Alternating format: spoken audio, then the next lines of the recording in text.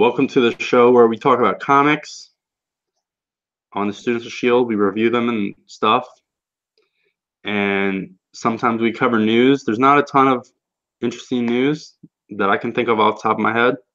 No, not this week. I mean, C2E2 was last week, so any big things are going to happen back then anyway. Yeah. But I also want to inject. I mean, well, first of all, I'm Mike, and you're Vince. Yes. But while we're also going to talk about comics, we're also going to get old before your eyes. Before I started the show, I walked upstairs and I felt both of my knees crack. So that's a good sign. Okay. Good luck dealing with that. Oh, my neck hurts right now. I did something to my neck, so it's been a good Thursday.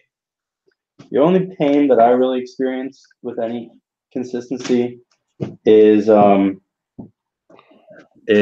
some back stuff, and that's just because my chair at work is really shitty, and I sit in a chair for like 8 hours. You gotta get a standing desk, man. That sounds even worse. No, it lifts up. You get to get the Vera desk. And then occasionally in my right arm will be a little weird, and what I assume it has to be obvious is that has to do with that's the arm that have on my mouse. I was gonna ask if that was the arm you fell on in college. Remember that night you were walking back to your apartment, you slipped on ice, and you showed me how black and blue your arm was? But that's super long ago. And I don't think it is the arm. I think that was my left arm. But I think it's definitely from my mouse and just having like bad ergonomics and, with my one arm and not the other in a weird position all day long for like 40 plus hours a week. I just want to keep in mind, we're not like old by any means. So this is major fun talk. Yeah, not much news. The only major thing I can really think of, and I feel like we may have even talked about last week. I don't remember when they actually announced this, but Teenie Howard is signed exclusive with Marvel. I think that happened the day after, or like right after we recorded the show last week. Yeah, and I don't think she doesn't have any ongoing stuff currently being published by Marvel. She did a Captain America annual, which I really liked, and yeah, I enjoyed the annual. Probably one or two other tiny things, and she's done some indie stuff. She took over for like a year Tim Seeley's Hack Slash series while he was focusing on Big Two stuff a little more. But I know DC getting exclusive is more the norm. Marvel exclusive, I don't really. Normally, they let their people kind of go off and do whatever on the side. Yeah, or I mean, it's hard to tell. I feel like DC usually hypes it up more, and they kind of have. I'm not confident to say this, but I think DC pays their top guys more than Marvel pays their top guys. Maybe I might be entirely bullshit, but obviously on the writing side, especially DC, I would say their top caliber circle. They have a larger top caliber circle than Marvel's top caliber circle. Well, that might also just be the fact that I think a little bit of Marvel has also been kind of going since Bendis has left. There's been a lot of kind of changeover, but we've seen the rise of guys like Donny Cates. Yeah, Nick Spencer has been propelled to. I mean, I don't think Nick Spencer was a low tier guy to be any means, but I mean, he's now writing arguably their biggest flagship book.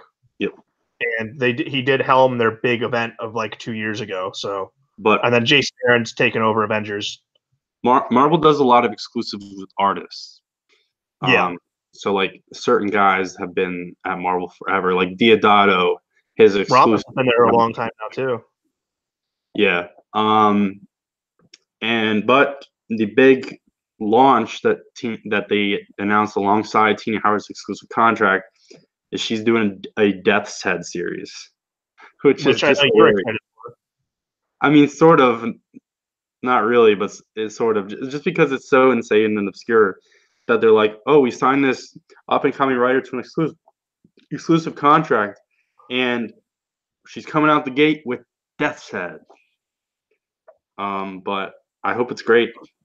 Death's Head is a hilarious character. Well, I mean, we both like that Captain America annual, so. Yep. Wish her the best of luck. I will be checking out what she writes. So but we got a shit ton of books on the docket. So start with the Legacy Spotlight. Tales to Astonish, number 74, Vince. yes, this is one of the old anthology books before Marvel gets out of the shadow of some kind of unethical distributor practices and are allowed to split the books. So we have two stories in here. We have a Namor and a Hulk. Neither of them are really super standouts. I like the Hulk story, but that's just because there's a lot of Jack Kirby fight panels, maybe. Well, I'm the opposite. And so let's get into it.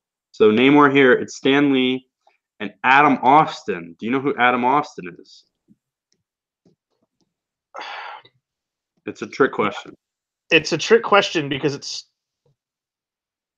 is it John Buscema? No, it's Gene Colan. Gene Colan? Gene Colan used the alias Adam Austin for a lot of early Marvel work because there weren't really exclusivity things back then, but certain companies, especially DC, like if you were working for DC, it's like they would get really mad if you started working for other companies, particularly Marvel, which granted Marvel is like not a major player at this point. And so Gene Colan was like literally one of the like founding like late 50s, early 60s guys at Marvel with like he's arguably like person number 3 for the superhero books because Romita doesn't really get more involved with the superhero books until a little later. Right. You know, because obviously he's not the opening artist on Spider-Man, and didn't he have like a short Daredevil run? But he's not the opening artist on that either. He's not the opening artist on Daredevil. Wally Wood's the opening artist on Daredevil. Well, no, the co-creator of Daredevil is Bill Everett. That's right. But yeah, Bill Everett and then Wally Wood, and I think then Gene. I think it may have been Romita for a little bit, and then Gene does it for, you know, like 100 damn issues plus. But whatever the point, basically Gene Colan after Jack Kirby and Steve Ditko is essentially big artist number 3 for the superhero line. But he couldn't use his real name because of weirdo DC editors. Okay. So that's funny. The story itself, Namor is trying to save Lady Dorma, his love interest, who eventually dies before Gwen Stacy. And but I think I do want to say though, Gene Colan's art here, fantastic. Yeah, he's trying to save Lady Dorma from the faceless ones, and he's in the hidden deeps.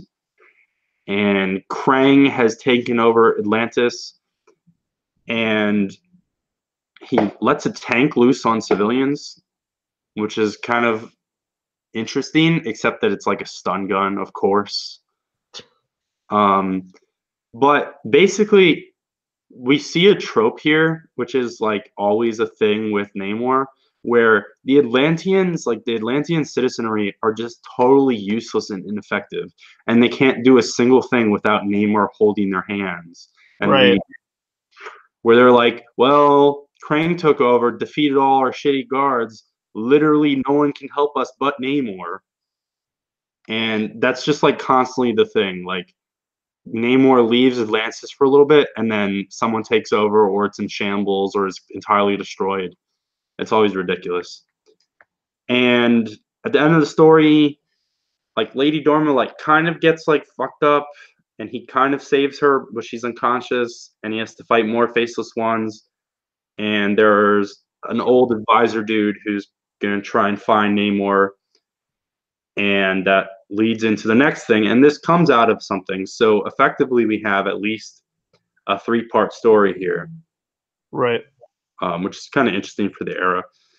Overall, this story not so hot. Obviously, again, we're jumping kind of in the middle of an arc, but it's fine for the era. Namor was, especially under Stan Lee and stuff, never like, you know, top 3, top 4, top 5 books, but it's decent. And there are a few great Gene Colan panels. Now the Hulk.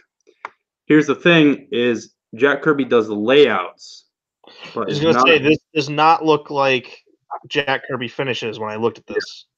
It's Bob Powell doing finishes. It's not even like another super major artist that everyone loves.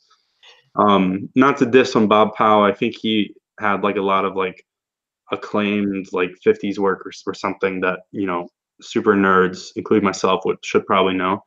But it's not the full Kirby experience. No, it's not.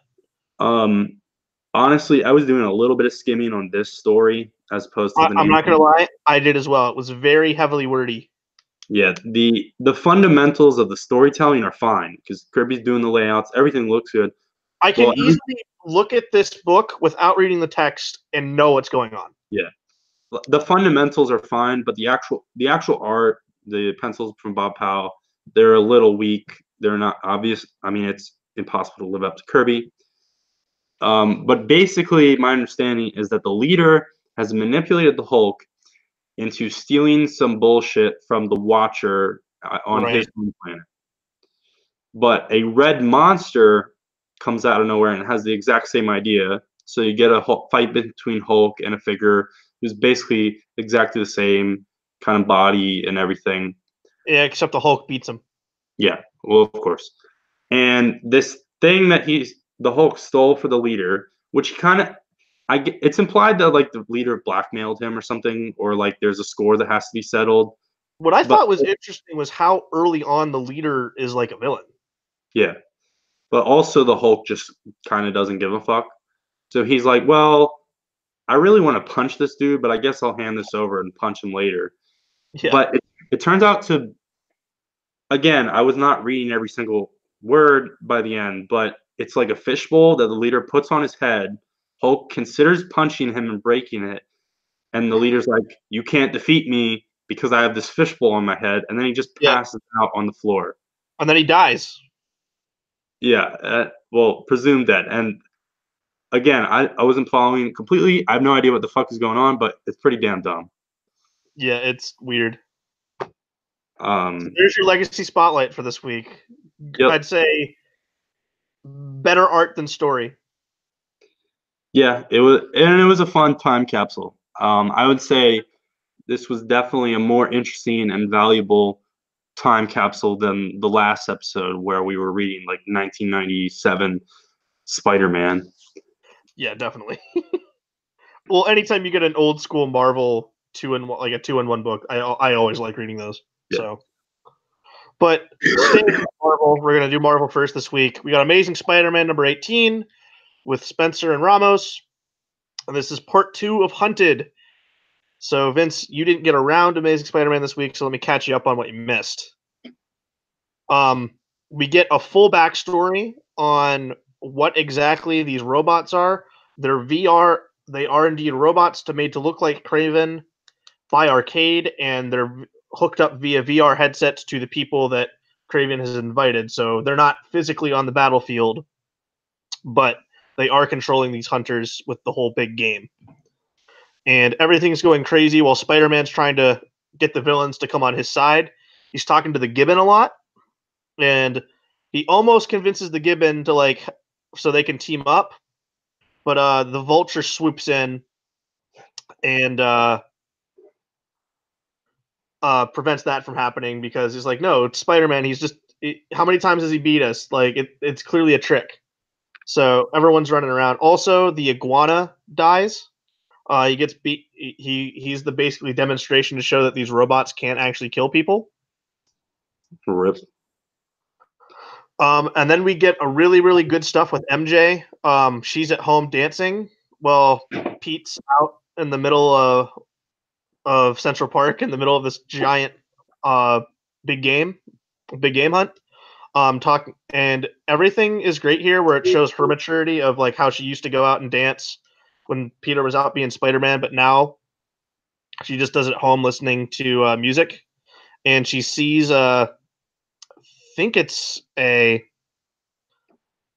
insect. I forget what it is exactly. I think it's like a caterpillar, like beetle thing. Yeah, it's like a centipede. and it turns out that it's the bug guy that from like way back in the early issues, if you remember that. Who? And he's Beetle? like right over MJ's head. And he's watching over MJ while Pete is out with the big game hunt. But also, going on here is notice how Black Ant is a animal themed villain. Taskmaster turns on Black Ant, and he's now part of the hunt as well. While Black Mask doubles his pay and double crosses Black Ant. Rip. So I liked that because you knew it. I felt like it had to be coming. This continues to be great. The MJ stuff's solid. Ramos's pencils are really, really good here. His faces, there's moments where some things still aren't level and complete, but I think for the most part his art's good. I thought he captured like the wild and craziness of the action really, really well. And I think next week we get the next HU issue, which is all about the Gibbon. So, nice. Because the Gibbon, by the way, he got like captured and thrown in a net because the Vulture also then double crossed him. So a lot of moving parts going on here. Still continues to be really, really good. I will catch up, which I believe the Gibbon issue is next week. Yeah, it's next week. Just for the hell of it, because it was directly behind me, I figured I'd pull out some props. My Submariner masterwork with the story we read. Oh, nice. And my Hulk masterwork with the story we read. Nice. And I'll just take that excuse to do this now, though we could totally do it at the end, and we'll probably remind everyone.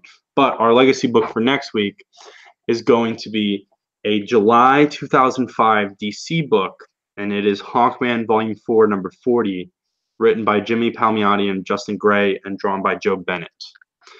And Mike, at least, talks about with regularity a book drawn by Joe Bennett on this show. I think I talked to you guys about it regularity. I don't think I've really ever mentioned my love of Jonah Hex on the show, but I'm a big Jonah Hex fan.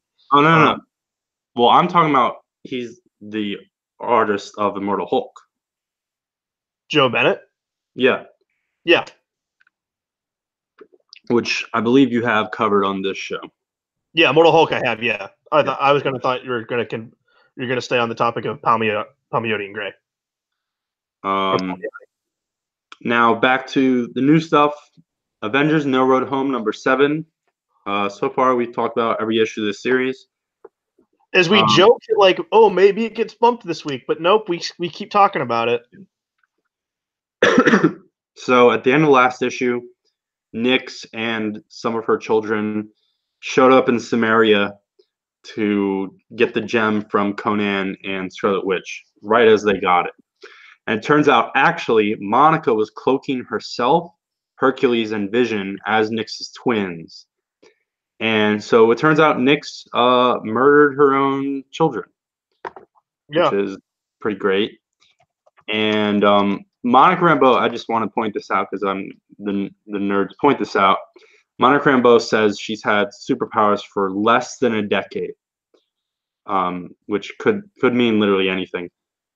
It could mean 1 year, technically, it could be 9.5 years. But interesting because, of course, her real-time creation was 1982. Well, and maybe this will all be answered when the history of the Marvel Universe is told to us by Mark Waid later this summer.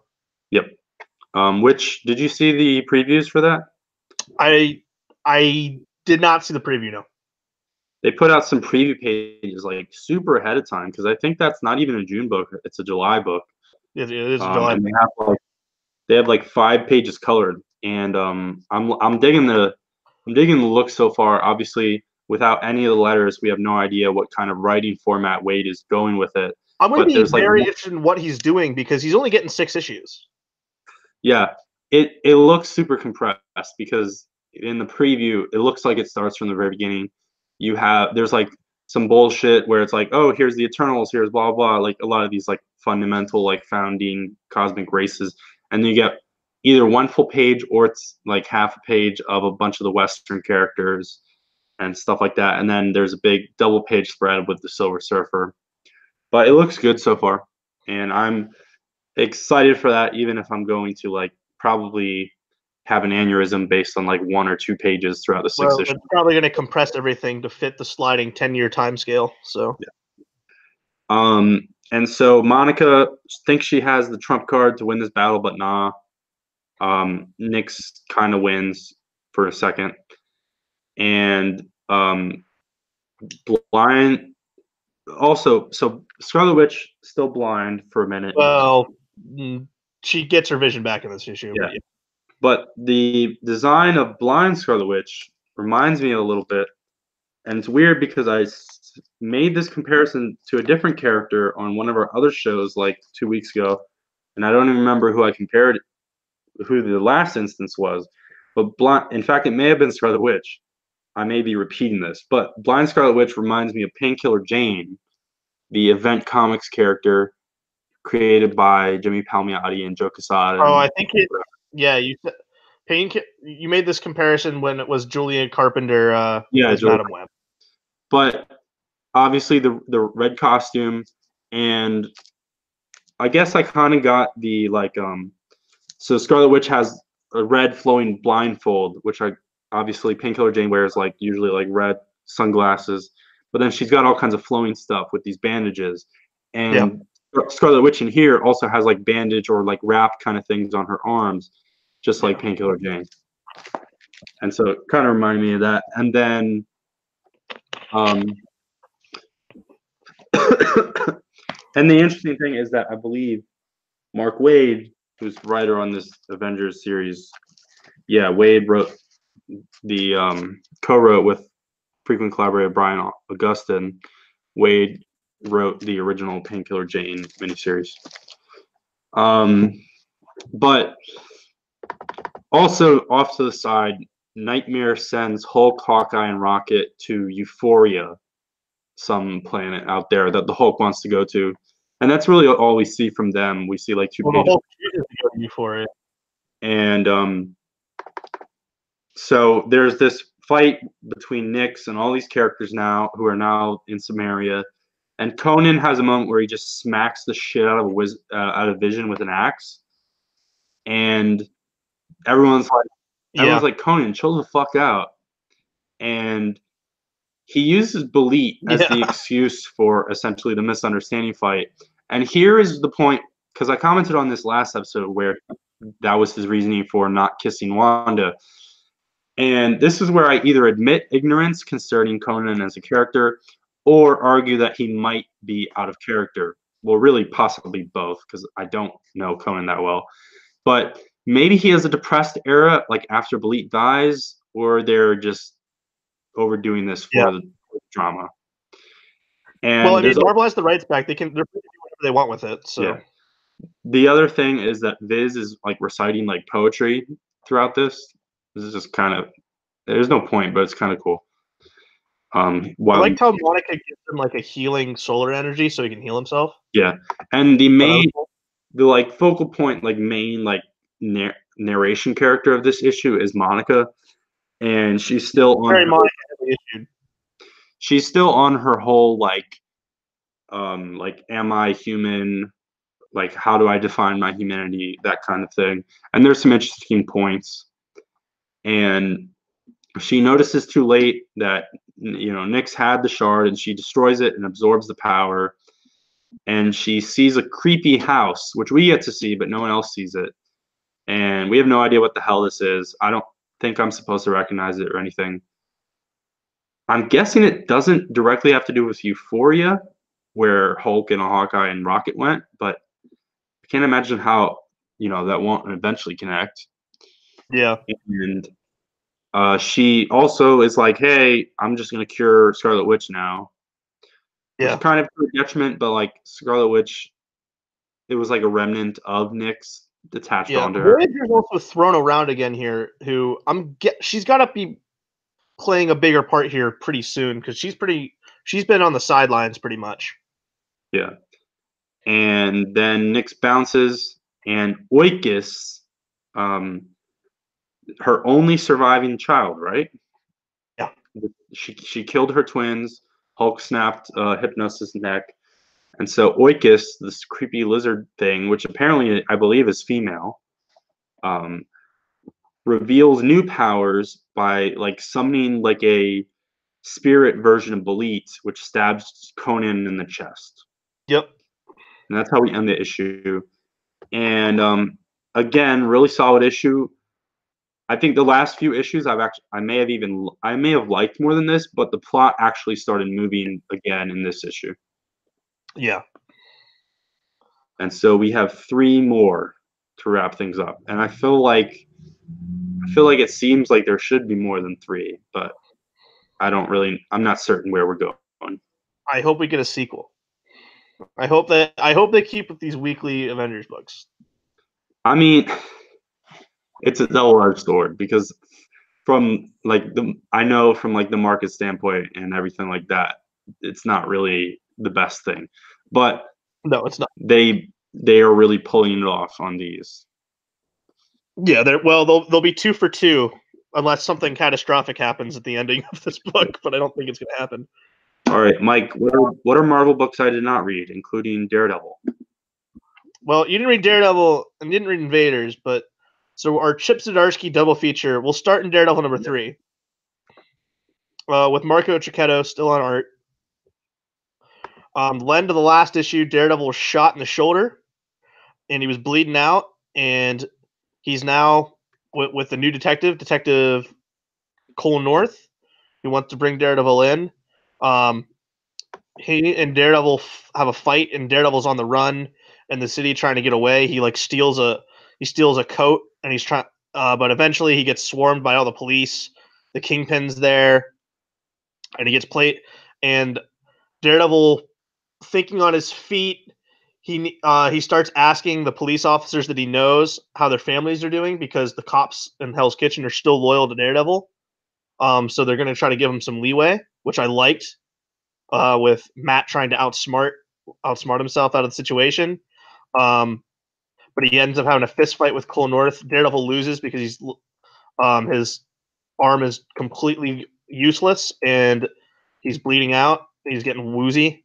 But he gets placed in the back of a cop car, and then is basically the whole situation's wrapping up. Daredevil's going to prison. Like, they're not going to unmask him. Like, Detective North tries to unmask him, but the other officers stop him, going, "No, you at least honor that. Like, he helps us out." Cole North, by the way, he's from Chicago. He's not from New York, so he's trying to do things a different way. That's why he's so against Daredevil, is because he doesn't like vigilantes. But as Daredevil's placed in the back of this cop car, a giant machine gun goes off that's rigged up on the top of a building, and gas canisters are thrown out. And Daredevil's kidnapped. And when Daredevil wakes up, it's the Punisher, who says, "Matt, you've seen the light," because the Punisher probably thinks Daredevil is the one who murdered that thug back from issue 1. So I really liked this ending. I'm excited to see where it's going to go. Wait, so is the Punisher, he's in prison with him? No. The Punisher, what he did was he rigged up a machine gun on top of a building, and he started firing at everything. And Matt was able to escape out of the cop car, but he passed out with the tear gas. So the Punisher picked him up and got him out. So he's in wherever the Punisher's lair is, probably in the sewers somewhere. So we're gonna get a Daredevil Punisher meeting in the next issue. Very excited. Nice. As we know, we the reader know, Daredevil didn't actually murder that guy. He had a blood clot in his head. But on to our second part of our Chip Zdarsky double feature, we got Invaders number 3, which the only book this week with the War of the Realms banner on top of, at least really? the Marvel book we read this week. But it's like it's the coming soon thing, right? This isn't a fucking. Yeah, it's War of the Realms coming 1 week. I'm wondering why this is the only book we read this week that had that. I don't understand that.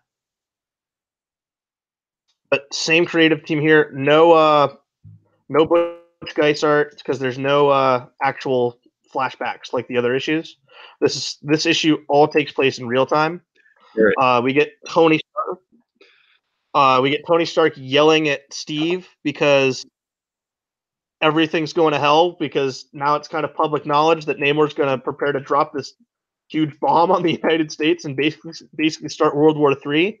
So Jim Hammond and Steve Rogers are running damage control. If they're racing against the clock to figure out what exactly Namor's plan is, and it takes them to this U.S. naval ship where Captain America, it's the closest one stationed towards Atlantis, and basically Steve's doing a photo op and taking everyone's attention away while Bucky sneaks in to get information on files they need to access, which then takes them to their old war buddy from the last issue, where they confront him, and because he was in tandem with Namor when he was doing his whatever secret covert op stuff with Xavier. And Namor gets word of this, comes, and Steve and Jim Hammond and Namor have a fight. We get a very cool moment. We get a really good moment when Steve and their old war buddy are talking. I forget the guy's name, but there's this really, really good shot of him saluting to Captain America, and Cap salutes back, because since the invaders take care of their own. But Namor comes. We get a cool fight between Namor and Jim Hammond. Everything's coming to light, and basically Namor is past. He's past the point. He's going to do what he's going to do, and they need to stop him. And the daughter of the now deceased veteran is going to give all of the information to Captain America and the Human Torch. Is the next issue, and Namor's flying off to prepare. But next issue is the Secret History of Namor, which I think it's all going to be a Butch Geist issue, because I think the next one's all going to be in flashback. All right. Well, I'm definitely reading that one. Yeah, I'm assuming the next issue is probably not going to make you happy, but you're going to love the cover because it's a great cover. It's Namor standing there, and it's like every costume Namor's ever had.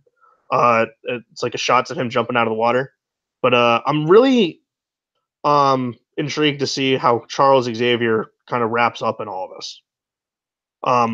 Some Brubaker vibes to this book, with how there's like this espionage spy thing going on with this. But I really like this. I like these characters, and I'm happy to see them all in a book. And what happened to Marvel Comics Presents number 3? So I don't read these Wolverine stories. You want me to sum up the Wolverine story? Because I read them. Yeah, you can do it quickly. So this one's in 1962. Wolverine and the girl, they fight the demon thing again, and then the girl takes him to Paris, and they have dinner to try to get to know each other more. Wolverine sleeps with her, and the girl goes back to the Witch's Covenant, and basically they're like, yes, Aunt, it's done. So I'm thinking that she slept with Wolverine purposely to get pregnant, so that the girl has someone to carry on, because it's every 10 years this stupid demon's going to keep coming out. So now Logan has another fucking child, is what you're telling me. We'll see in the next issue of Marvel Comics Presents. The way it's written in pauses, that's what it feels like. What that whole scene was. Yeah, I just don't give a fuck about Charles Soule Wolverine. Yeah. So the other 2 stories, we have a Captain America story by writer Andrew Aiden. I don't know who the hell this guy is. Probably should have Googled before the show. It looks like he's an award-winning comics writer. That's how Wikipedia article starts out. I've never heard of him. Oh, okay. He co-wrote March, the graphic novel March, with John Lewis. Okay. He's civil rights leader. All right, so this makes total sense. And drawn by Daniel Acuna. Very, very well drawn by Daniel Acuna. This is one of the best looking books I've read this week. I don't know if, like, because we're never going to remember to do it each week, but like, if we got to say best art this week, this is definitely in the top 3. Yeah. So this story, set in 1964 Mississippi. Cap is out of the ice, so again, just sliding time scale fuckery in the good way. It seems that we're going to get these contemporary stories of Marvel Comics outside your window, where we take these characters and place them in real world situations. That seems to have been the points of all these, at least part 2 stories. Yeah. He falls out of a plane or something. Yeah. It's not really shown. He just shows up in Mississippi. And he's on probably like some kind of sharecropping thing. He's helped out by some black folks who, some of them are trying to register to vote. And this is 1964 Mississippi, segregation and Jim Crow. It's insane at this point. And basically, he gets explained to him that he can't protect them because he can't be there all the time. He's not going to be there tomorrow. He's not going to be there next year. And if he protects them, which he does, he fights off some like white dudes who are looking for some trouble. He fights them off, and since he's not going to, stay stationed at this little like plantation area for indefinitely, that's gonna once he leaves, or once he turns his eye, it's gonna attract more trouble. And so it's a very frustrating situation to find yourself in as a superhero. Especially one like Captain America. He wants to help them, and what ends up happening is their place is burned down, and they're like, get the hell out of here. And it ends with him just kind of reflecting and monologuing. He's like, I'm the greatest soldier to ever live, and I kind of represent this country and everything, and I fight this country's enemies, but how do I fight the country? And like, what if the enemies are within the country? And right. Ideas like that. And it's a very, I really like this story. It's a lot more raw, but sort of It doesn't still, really have a happy ending, and I kind of like that. yeah. It's way more raw and serious, but it's still sort of in the spirit of Stan Lee and some of the early Marvel. I mean, Yeah. Falcon became Falcon, a African American man, became Captain America's sidekick in 1969. Of course, Black Panther already existed. And, that's 5 years after when this story is set, which granted, the 60s in the United States, time moved very quickly as far as how race relations and the political climate evolved just constantly. And so those 5 years could be a day and night difference. But obviously, Marvel probably retroactively over exaggerated in some instances, but Stan Lee was pretty progressive for the time. I really hope we get a trade of all these. Sorry to interrupt. I really hope we get a trade of like all these World Outside Your Window books collected all in one thing. Well, it's just gonna be a trade of the entire Marvel Comics Presents. I don't know, because I feel like the Wolverine story could probably be its own book. But it's not long enough. Probably right, but it's a 6-issue miniseries, I believe, and you have a third. Maybe the Wolverine stories are slightly longer, but you have a third of an issue times 6. That's not a full trade. It's just gonna be the whole thing, but they'll probably group the Wolverine stuff together, obviously. Yeah. Well, hopefully. And so that was the story, and I really enjoyed it. It's a lot similar to, again, the similar kind of. I think both of them were the part 2 stories. The first issue was the like Namor World War II one, and then we had the Reed Richards Space Race one, and it's just leaning into sliding time scale and with amazing art in all 3 instances. Yep. And some serious ideas, and also really cutting to the core of the characters as well. Yep. If this were a full issue, it would probably definitely be my favorite thing this week. The third part of this, we have a Spidey story. Did you enjoy it? I thought it was fun. It's like sort of fun, but I didn't really enjoy it. Yeah, and I love it, but yeah, I thought it was okay. This is the other part. So it's written by James Monroe, Eagleheart. I don't know who that is. Drawn by Ray Anthony Height. Kind of rings a bell, but I don't know who that is. Spidey suddenly wakes up and finds himself in Hero Championship Wrestling in the ring with Crusher Hogan. Yeah. And Spidey makes references to MMA, and this is where at first I'm confused because I still don't fully understand the premise of this miniseries because it seemed always like the core concept was that each issue, the stories were set in different decades. The first story follows that formula where Wolverine moves through each decade in the same Yeah, because now sequential. we've got 40s, 50s, and now we're in the 60s. And then the second story has done that as well, where we had the World War II Namor story, we had the 50s space race, now we had the 60s. And then the third story is the thing that always confuses and throws that off, because the first book, it was like a Greg Land Captain America story where it was kind of totally unclear when it took place. It could have took place in like the 40s during World War II. It could have took place right now. It wasn't clear. I don't, off the top of my head, I don't remember what the second one was. But then this one, it's for a second, I was like, okay, here's some Crusher Hogan flashback or something. But obviously, to my knowledge, MMA didn't really exist in the 1960s. Yeah. And if the very, very beginnings of it, Peter Parker would not know what it is. But this is just set in the present, I guess. Yeah, it has to be. Because then he also makes a reference to like Michael Jackson and the year 1985. Also, just fun fact, I believe MMA is illegal in the state of New York, so MMA cannot actually be done in New York. To this day?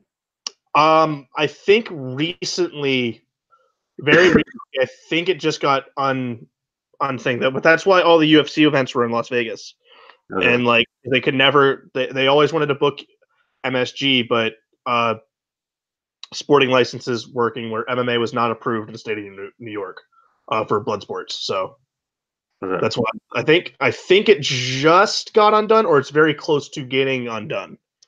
But yeah, one of the announcers here is named after Jerry Conway, pretty obviously. Yeah, it's like Larry Conway, and it turns out to be a dumb dream fight when Brother Voodoo shows up. Yeah, he shows up and he's working behind the scenes to fix it. And it turns out Dr. Druid is the villain. Of course, used to be a hero, used to be on the Avengers, then betrayed the Avengers, became a villain, reformed, became a villain. I don't know what the hell his current continuity is. I guess this is the next Dr. Druid story, and he's a villain still. And there's some reference that maybe before this he was presumed dead. And so it's like, really, why are we using Dr. Druid in this fucking story? I don't know, man. I didn't like the story. I don't really get the point of it. I mean, the appeal is that you get a few wrestling scenes. But like I thought the wrestling was pretty boring, besides there's like one montage splash page, which is pretty fun. Otherwise, I didn't think the art was up to the level where you really got any like real interesting wrestling choreography. And Spidey wasn't playing along really either. He was just kind of trying to avoid it or just taking it. Yeah, I mean, I didn't love it. Yeah, it was a meh for me, and I don't understand these third stories. Next issue, more Wolverine. Moon Knight, very exciting, and more Spider-Man, I'm pretty sure. And now I'm trying to think, okay, yeah, so Spider-Man's in at least two of these, because the first one was definitely no Spider-Man in it. Right. And so I don't know why they would double up Spider-Man. Well, I mean, I know. Pop. Yeah, I know, because he's, their best-selling character, but kind of annoying. All right, Indie Corner. What the hell is Bad Luck Chuck? What the hell is Bad Luck Chuck? One of the most fun books I read this week. It's by Leela Gwen, who this is her first mini series from Dark Horse. She's done some stories in like those giant anthology series. I don't think like Love is Love, but she didn't write for Love is Love. I think different ones she wrote for. Matthew Dow Smith's on art. He's done like a lot of the Firefly kind of the anything. I looked him up. He's done a lot of like the third party kind of books. But his art's very reminiscent to me of like a David Aja or a Michael Lark. And for the story they're going for here, I think it works. It's the story of a girl named Charlene, but she goes by Chuck. And I think she has superpowers or something. She has preternatural bad luck. And she kind of hires herself to make things go wrong for people. She's kind of like think like Jessica Jones. Okay. And she gets hired to save this. Well, she runs her agency as Bad Luck Chuck Disaster on Demand. And this woman comes to her asking her to save her daughter who's been taken by a cult. The beginning of the book has her burning down a laundromat. A fire is kind of her main power, like where she goes, kind of things just burn down. And as she goes on the trip, also there's there's two detectives on the trail of her that are like slowly picking up, like every time these places burn down, she's the one kind of root cause of all of it. And they want to bring her in for questioning. There's a mad preacher where she goes to find the daughter, and then it's just kind of like the thing of like she's able to get out of every kind of situation that she is in a bind because bad luck will happen to the other person. So like a kerosene canister flies into a fire and everything explodes. But she does save the daughter, and they get away, and they're talking about the detectives on their trail. I really like this. I want to see where it goes. Interesting uh, premise. There's an insurance. It's the insurance investigators' offices are on 666 112th Street. So I think there's more supernatural kind of demon stuff to play in here with the cults and 666 and everything. I'm excited to see where it goes. I thought this was a pretty strong first issue with an interesting premise that hooked me in. Okay, so I knew I recognized Matthew Dow Smith's name because he draws this series. Oh, okay. So he's actually somewhat, or at least was somewhat big deal to get a a DC event book. So I'll probably check that out. Honestly, I just saw the name and kind of just assumed it was just some like forgettable thing or just like some super obscure licensed book that I'd never heard of. But I'll check it out. It was one of my favorite books of the week. I really like this. I think you'll like it too. Now, our other indie book that we're discussing is Spawn 295, because probably unwisely, we are going to try and take the journey on the road to 300. Well, and that doesn't quite kick off, but kicks off here. Well, if you told me it did or it totally didn't, I want to know any better. And part of that is thank God for the previously in Spawn write-up, so I could at least place some things of what happened. I do have to say, though, it is unironically huge fans of Todd. I absolutely love that Todd pulls out all the stops, so he can credit himself 3 times on the credits page of his book. He credits himself for script plot, for the cover, and as creative director. Amazing. Yeah, so actually no, his name appears on this 4 times because then under it says Spawn created by Todd. 4 times his name appears on that credits page. All right, yeah. So I have honestly a lot of my comments are just on the credits page because I didn't find the actual book that super interesting. So the main cover is by Francesco Mattina, who I think might be more expensive than this series would like excuse, because that's the thing. Very good by John Alexander. That's the thing, is that Spawn, it's not selling 3 million copies anymore, or whatever it was. Spawn #1, I believe, to this day is the best-selling independent comic book of all time. But when we get there later, Spawn 300 more impressive than Detective Comics 1000. I don't know. The joke is no. The joke is yes, but honestly, I don't think it is. I do think though it is still pretty impressive though. Yeah. So Mattina, probably more expensive than this book would make. Like if this was a Marvel book, they wouldn't be putting Mattina covers on it, obviously, because Mattina is one of those guys who sells buckets now, but also just went through a big swiping and plagiarism scandal, which I don't think actually affected his career remotely. It's like if Artgerm, like, I'm super exaggerating, but if Artgerm killed someone right now, people would still be paying $100 for his superhero covers. Um, and that's the thing. I don't know how this book works because it doesn't sell anything. And then Todd credits himself, as you said, for script and plot, which is like never noted that way. Script and plot are only separately noted when they're different. Like when sometimes you'd have like, a bigger guy plotting or the previous like run plotting and someone filling in for the script or picking up and stuff like that. So it's weird that he credits himself for both of those separately but together. Well, here's the And thing. I'm not going to question it because Todd. yeah. And on lettering, it's Tom Warzakowski, who, as far as I know, has lettered all 295 issues of this.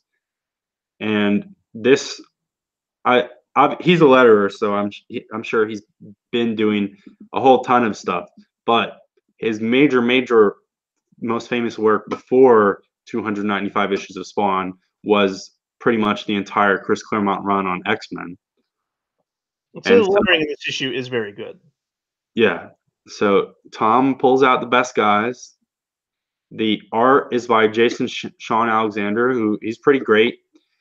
It's more of like a gothic kind of style, which fits. It's different from Todd and Greg Capullo, like that 90s with that like super image 90s with a gothic tint. This is like I love the way he draws Spawn's face, where it's kind of like a skeleton mouth at this point with his teeth. Yeah. Like normally you get the full mask. I really like how he does that. I guess getting into plot, because I know you didn't fully delve into this like I did. / I also probably know more about the history of Spawn and its characters more than you do. This is But Spawn is nailed to a cross, and he's been crucified by Violator / Clown. He's in his clown form right now, who's taken off all of his fingers, and that's how he's pinned Spawn to this thing. Overly brutal, of course, but great panel with Spawn just kind of crucified on the cross with the green blood dripping down. I thought that was really good. Apparently, Al Simmons is looking for who murdered his wife, Wanda, who she's dead now. And he also revealed his identity to the public for some reason, and this has now gotten the media swirling in of like of who Al Simmons was, thinking that that's going to get on his side. But Spawn's trapped in the middle of nowhere. Clown's going to kill him. Then we cut to all of these news pundits, and Todd clearly is using Alex Jones for one of them. But they're all wondering where the missing files of Al Simmons is gone, and Cagliostro shows up and just drops them on the desk of this one reporter. So we're gonna get back to that in the next issue. We cut back to Clown and Spawn. Clown showing off his powers of how he can just like morph into anything, but Spawn has some powers of his own as he frees himself and summons Overkill, Cygor, and the Freak. I only know one of these, but I thought the action page was good. I feel like with I want to mention iFanboy because they talked about Savage Dragon a few weeks ago, and they said that this is very much clearly a book that has been written for someone who's been reading the past 200 or so issues. This is the same. Well, so the fan base for this book is there, and it's not easy to jump in. Yeah. The confusion, that's the difference, and also why I don't find Spawn 300 that impressive, is because Tom McFarlane has not written the past 295 issues. Right. He's brought in other writers, other artists. When's the last time he drew an issue? I don't know. I think he like kind of every once in a while has contributed. He's been drawing covers. Yeah, and I think he might contribute once in a while to some of the current stuff. But maybe the last Spawn's demons, they kill Clown Violator. So Wikipedia claims the last issue he contributed art to is 200, but that could be super out of date. But you had different writers, different artists, tons of different artists, guest writers. You had like a reboot, a new character slotted in, and then the return. Whereas Savage Dragon, it was a new character that wasn't a new character, because early on in Spawn's history, Al Simmons' Spawn is given the power to morph himself to look like a regular human. The problem is he looks like a white guy. yeah. And then what's the famous moment of Spawn screaming, "No, I'm a white man," or he's like, "No, I'm a black man. I can't be white." That hasn't aged well. But But the guy who Al Simmons was able to morph into was the guy who was the new Spawn, because I think at the end of Spawn, was it Spawn 150 or Spawn 100 or something, that Al Simmons shot himself in the head and killed himself. I have no idea how Al Simmons got back to life. yeah, and we get a footnote in here that references all the way back to Spawn 100, which I think what major part of 100 also is the death of Mount Bolgia, or the destruction of Mount Bolgia, or something like that. Mount Bolgia died in issue 100. I think in Spawn 200 is where Al Simmons killed himself. But the Redeemer is looking over Spawn, so Spawn's going to fight the Redeemer next issue, and that's another character I actually know. So yeah, honestly, I don't really care about Spawn. Eventually, I'll read like Spawn like 1 through 100. Just stop at like 50. Like, don't read more than you have to. Well, it's just I just obviously Origin, some of the early Image stuff, all the guest writers, which basically guest writers go through like 20, like the major ones, and then I want to see a good chunk of Capullo Spawn. And so yeah, like 50, 75, 100. It's about there. 100's Capullo's last issue, I believe. I do want to say that one of the back ads does for the trade collecting Spawn 276 283. It says collecting the sold out Spawn 276 283. So whatever print run this book is running at, it's selling out. Yeah. I mean, but again, on the other hand, Savage Dragon is like, I think about 50 issues behind. I think it's at like 244 or something. When that eventually gets to 300, that's actually going to be a huge deal, because when he hits 301, he'll pass Dave Sims' Cerebus as far as independent book by the same guy for 300 issues. Which, by the way, next month Todd is drawing the cover for Spawn 298. Spawn 298. Todd's drawing the cover, and it's an homage to Amazing Spider-Man 298. Yep. So that's Spawn. I don't. Maybe you will read the next issue. I'm gonna read it. I'm gonna stick on the road to 300 if I can. Okay. Now the big thing. We're probably gonna talk about this for like 5 fucking hours. Detective Comics. It's 100 pages and like no ads. So Detective Comics 1000. Let me see. Where's my copy? I think it's out of reach. My copy's right here. I got the. I settled on the Steve Rude 1930s cover. I got the Jim Steranko one. I'm not. Was that one supposed to be one of the decades? Is it like? Yeah, that's 60s, I believe. I'm not sure where I put it. It's somewhere around here. Oh wait, here it is. Was not a fan of that cover, by the way. Here it is. Yeah, it's not. I don't love it. And the like bat signal is really weird. Yeah, I don't like it at all. That's one of the reasons why I don't like it. All right, so we're gonna try and kind of flip back and forth. You talked more about Spawn, even though it was kind of supposed to be my book. So I'm gonna jump in the first one, also kind of hogging it because I like the first story. Well, yeah. You take the first. I didn't love the first story. So first story is Batman's Longest Case by Scott Snyder and Greg Capullo, the creative team of the New 52 run.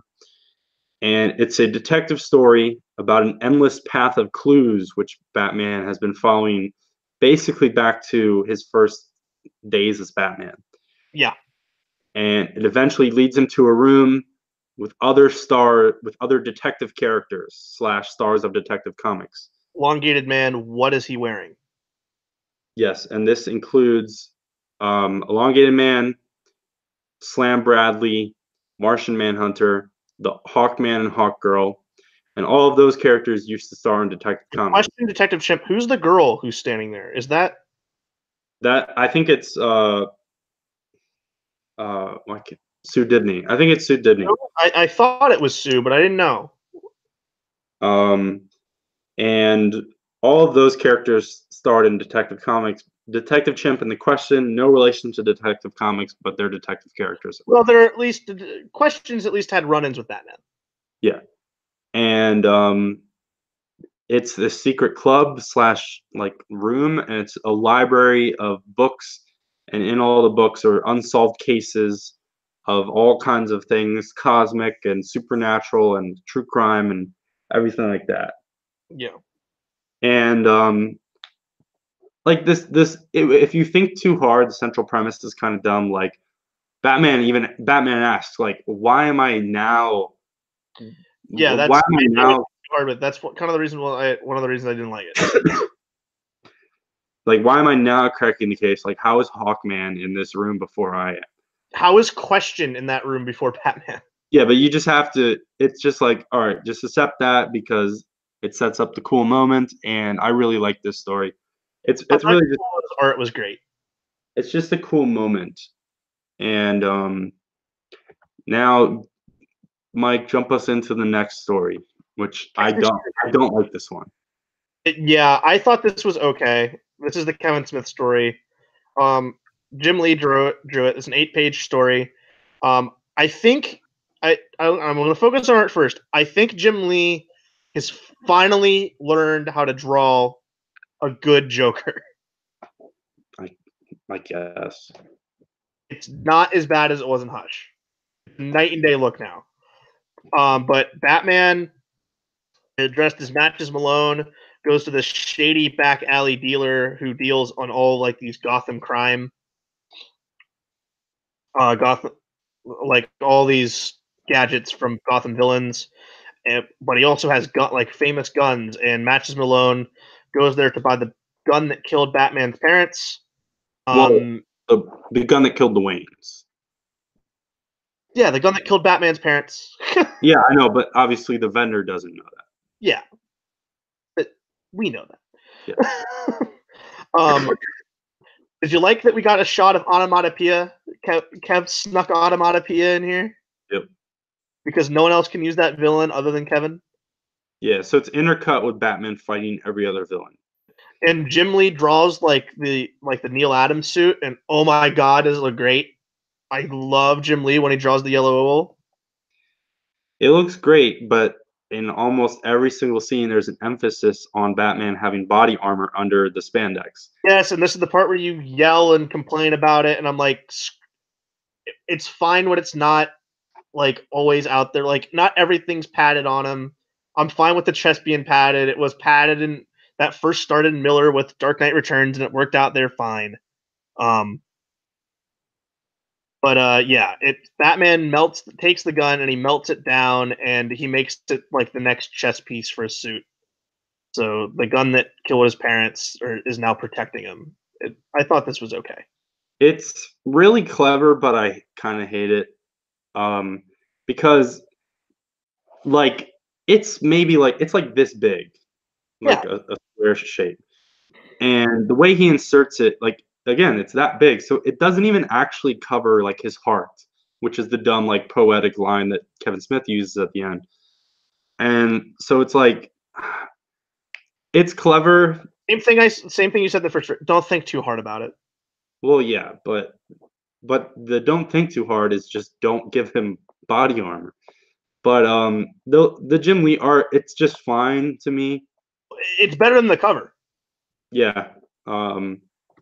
This story's all right. The next story, the Paul Dini story, is my favorite. Do you want to talk about it? Because I have a little bit more to say about the Ellis one. Okay, I'll talk about this one. This one's by Paul Dini and Dustin Nguyen. Dustin Nguyen, who's feel like he's got a little bit of Darwin Cook in his art here in this story, just a little bit. Yeah, he's got a very diverse style because he's got so many styles because obviously he does Low Gotham and all that stuff, which is so drastically different from when he does the same kind of like watercolor imitating style, but with regular dimensions. And then he has this where it's a little more cartoony, which fit with Dini in my opinion, of course. Besides the fact that they've worked together a ton already. Well, yeah, they did Streets of Gotham together, and along with Heart of Hush. Yep. But this is all about Gotham's worst henchman, Newt Bradley. Brody. And it's all of the villains are being interviewed for this like Gotham Tonight or Gotham Insider segment on Gotham's worst henchmen, and we get Harley, Penguin, Riddler, and I think Mad Hatter, and I think Poison Ivy, all talking about how Newt Bradley single-handedly caused their their schemes to go awry. And at the end of it, it's revealed that Newt Bradley is another alias that the Bat family adopt and dress up as to foil the plans of the villains. And it ends with Damian wanting to be the next Newt Bradley, and he wants to be Newt Bradley Jr. And I was like, oh, that's kind of cool. Yeah, it's kind of cute. Did you notice that the Tom King's Kite Man meme infected this story? Yes, and it was great. Um, it's great because clearly Kite Man Newt Bradley was in charge of like keeping Kite Man in the air, and he crashed him into a tree. Yeah, I love the way Dustin drew the Riddler in this story. Yeah, Riddler looked great. Penguin looked great. He made Harley's new costume not look terrible. Well, it's because it's a lot of the scenes when she's in the new costume, it's close-ups like above the shoulder. So you don't actually see the new costume. And he draws her haircut like a little shorter and like more punky. It's kind of weird. But no, I like this. This felt very much like a BTAS episode to me. Maybe that's because one of the writers of that show did it, but it felt like one of those just like kind of nice episodes with one of those like wholesome endings that I liked. I thought this was really good. The next one, Warren Ellis, Becky Cloonan, Batman's design.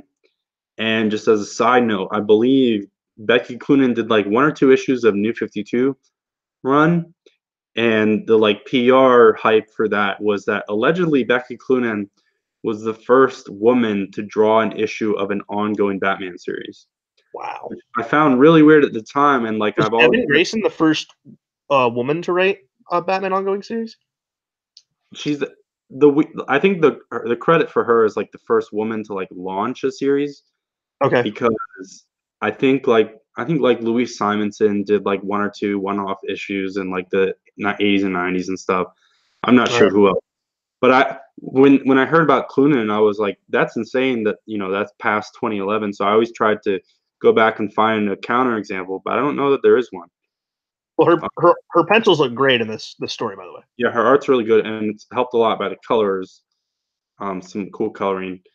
And basically, it's just Batman. He's tracked down like this gang and / cult, whatever, who are up to some bullshit. They have bombs and crap, and he's like meticulously planned how to take out all these guys. And he leads to like this riverfront dock where he's already like kind of booby trapped it. Yeah, he's researched them. He knows all their weaknesses and what they're scared of and everything, and he just shuts them all down like systematically. But what I found the most interesting is a lot of the like internal monologue and everything like that, where he's like, "This won't kill him," or like, "I'm gonna stun him," and then he says like, "Guns are for idiots." And honestly, this scene, because it's like, I think when I tell you this, you're gonna be like, I want to hear your response. It reminded me of a very similar scene in Batman versus Superman. Because if I recall correctly, there's the scene where Batman goes into like a warehouse kind of facility, and I think it's sort of on the waterfront too, because BVS is the whole. They have Gotham and Metropolis across from each other. Literally separated by a river you can see across.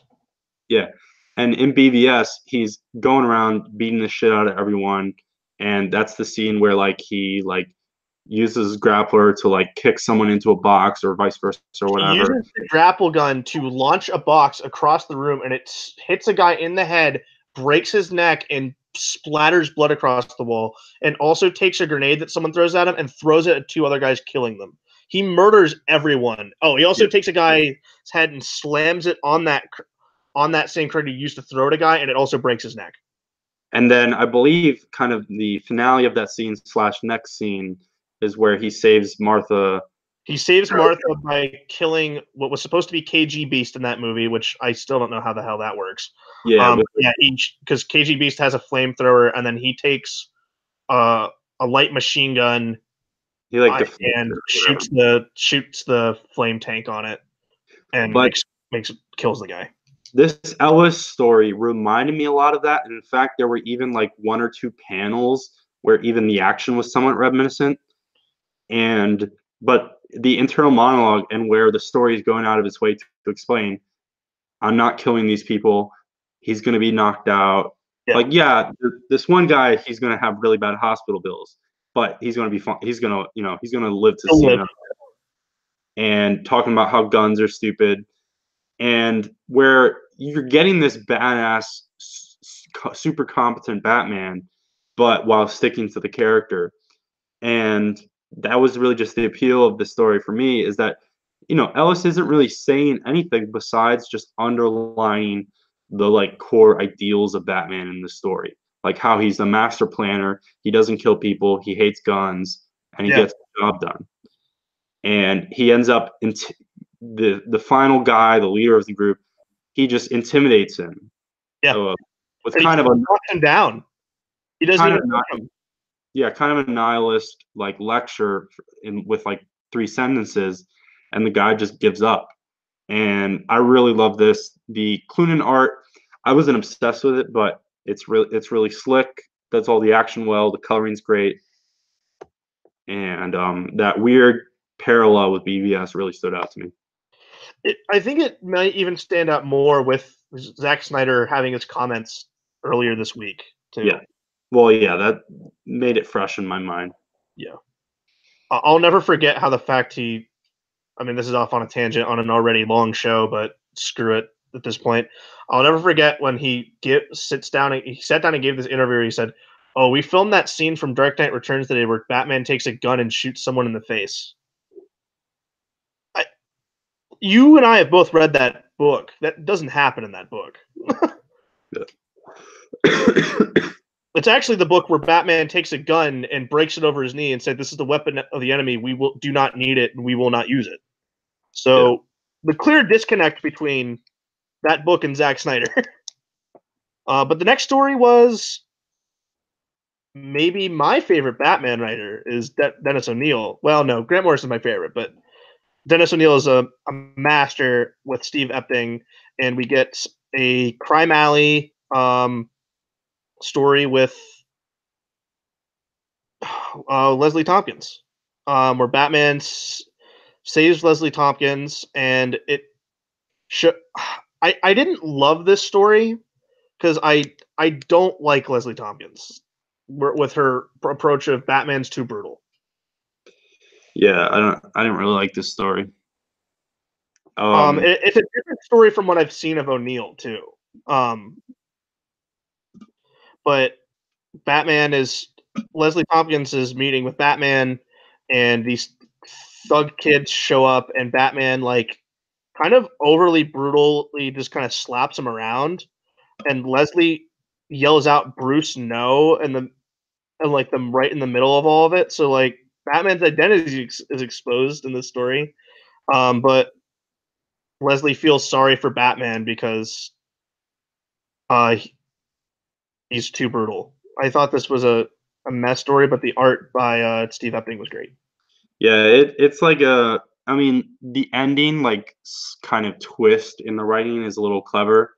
Yeah. That's about all I have to say about it. Specifically, the coloring by Brady Breitweiser is really, really good. Yes. Like the second page is beautiful, but otherwise didn't impress me. So I'm happy I took this story because you have to explain this Christopher Priest Dennis O'Neil story. There's what nothing. The hell was this? There's nothing to explain. I don't understand it. Some League of Assassin member is killed by some other sect of the League of Assassins. We get a footnote to Batman 431. Obviously, that's decades ago. Yeah. Let me see. Is that okay? Yeah. So I just assumed that 431 was part of like the O'Neill Adams League of Assassins run, but 431 is from 1989 and is a story written by Christopher Priest. So that's interesting. The footnote is definitely from Priest and not from connecting to Adams. And that was like a one-off story, so I'm not certain what happens in that can actually connects to this. Batman like runs around the globe and he like he says he's not gonna call Ra's al Ghul, but then they like meet each other in their Ra's al cars. Ghul just arrives in a limo, And they just stare at each other, and Ra's is like, yeah, I don't have anything to fucking do with this. And so then Batman goes to fake Asian country and encounters the League of Assassins guys, and they're like, hey, you used to be one of us, blah, blah, blah. And he's like, fuck you guys. If anyone has problems, they can come to me. I don't understand this at all. It doesn't make any sense. And like somehow Batman's money is what corrupted them. I don't know. The other thing is like it almost, if you actually pay attention, it almost feels like it's setting up for future stories. But it's like Batman Odyssey Part 2. Yeah, but it's like this isn't going anywhere. No, it's not. Which was one of my issues with the Detectives Guild. Like this ain't going anywhere. No, yeah, but I think that's just fun. And I was trying to find my book, but it is not in my bedroom. It's in another room like 2 floors away. But in Detective 500, the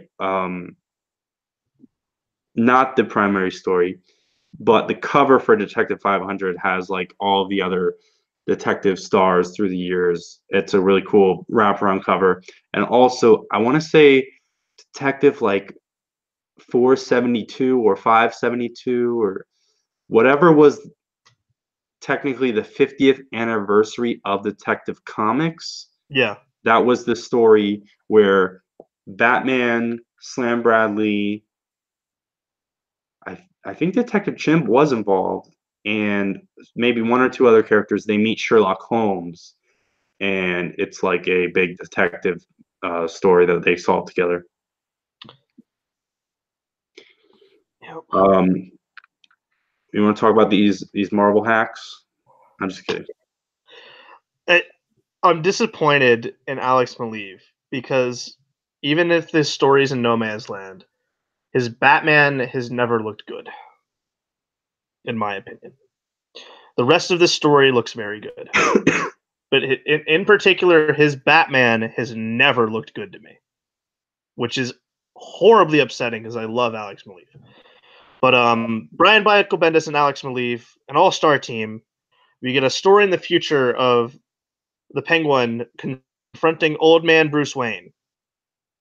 And by the way, the Penguin, Maleev, clearly taking inspiration from Danny DeVito, where it's very clearly Penguin from Batman Returns. Well, it's the Penguin in the future looks a lot like DeVito. No, there's like shots of him like as the Penguin where it looks like DeVito too. Okay. The scene where he's looking at the computer, that's DeVito. The scene in the rain, that's DeVito. But yeah, and he's confronting old man Bruce Wayne, telling him that he's known for years that Batman's Bruce Wayne, and because he figured it out one night, and there was a night he launched an assault on I think it was like a Wayne fundraiser, and he didn't kill Batman because he realized that Batman keeps these guys like even though they're villains, he keeps them alive. He doesn't kill them. So he said, I don't want to take that chance. Like, if Bruce Wayne is Batman, who's going to, like, kind of watch out for us? Well, no. The way I interpret it is, like, he has this weird fear that he'll somehow accomplish killing Bruce Wayne. like as like the persona, but somehow Batman will survive. Yeah. And then Batman would get more brutal. Yeah, like untethered from the secret identity. Yeah. But then it's and he's like he just kind of comes to gloat in Bruce's face, and then Bruce presses a button on his wheelchair and zaps him, and he's like, "Yeah, I always knew." Yeah, it's kind of fun. I liked it. It was pretty good. I was like slightly underwhelmed by the very ending, but that's kind of the point. Yeah. It's kind of just like a gag ending. Explain this horrible Jeff Johns story. Yeah, this is kind of trash. So with really bad Kelly Jones art. Oh my god. Yeah, this is the last crime in Gotham. Set in the future, Catwoman is married to Batman, gone full hero, but somehow, however many years in the future, wearing the Joelle Jones costume. Yeah. Which, again, I think whatever we did last, actually, it may have been off air, or it was it was off air after we did Clone Saga. You were talking. You don't love the Joelle Jones suit. Yeah, not a huge fan of Joelle Jones suit, and I think it looks particularly bad in this story drawn by Kelly. Yeah, it looks really bad in this story. Well, also, it doesn't help that she's posed in an awkward way too. Yeah. Damian is grown up, basically looks like a more floppy, douchey version of Tim Drake in the comic. He looks like Damian, and he's still in the same suit. Like, and they have a daughter going by the name Echo, which that has no connection to the Robin or Batman legacy or anything like that. Not sure where that connects. And they take a dog. Batman names all of his dogs Ace because this has got to be Ace like 5, by the way. Yeah, because if you're a Batman super nerd and you believe in like most of the continuity fitting all together, Batman has named like 4 dogs Ace. Well, there's the other thing with that. I don't know how many Aces are actually in continuity. Well, yeah, that's the problem. But the one Tom King is given Batman, I believe that might be the first one actually in continuity. Well, in the current continuity, but yeah. I mean, he had the one that hung out with who's Crypto. No, who's the disabled guy in the Batcave? Oh, Harold. Yeah, there was a Mastiff Ace who hung out with Harold, and obviously, depending on how you see the like overall continuity in your head, he gets a dog named Ace in the Beyond eventually. So they have a dog, which doesn't really seem to do that much on these adventures with them. Oh, he just shows up and he wears a mask. There's some kind of copycat killer. At first, they think it's the return or a copycat of the Holiday Killer, which is Long Halloween stuff. Yeah. And it turns out, no, it's the Joker's son. I was so worried this was going to be like the big lead into 3 Jokers because I forgot that book exists. But also there's like weird comments to some of the villains being reformed or dead. And there's like comments about Duella Dent, Joker's daughter, but who actually, well, I don't know what the fuck her stupid New 52 origin is. I have no idea. What she's supposed to be, despite being called the Joker's daughter / Harlequin, she's supposed to be Harvey Dent's bastard daughter. But in this story, there's like a quick mention that she's reformed and named her like twin kids, Batman and Robin, or some bullshit. But the Joker's son is the copycat killer, but he's dying, and I guess he dies off panel. He killed himself. Yeah, that's the way I read it. And then Bruce is like, all right, that's the last case. There's no more villains. There's no more crime. But we're all done. And he turns off the bat signal and tells Jim Gordon to go hang out with Barbara, Jason, and the kids. And I'm like, I think Jason was the name of his son. It's not, though. It's James Gordon Jr., I believe. That's right. Yeah, you're right. So, God, I hate this more now. Yeah, so does Jeff Johns in at least this future version see Barbara with Jason Todd? That's disgusting. And obviously, Jeff Johns has never liked Batman, nor has he ever written a good Batman. So why is he writing a Batman story for Tech 1000? Because he's top 3 DC. Um, Okay, but, like, I can name 3 other writers that I'd rather have write a story for Tech 1000. is one of them Christopher Priest?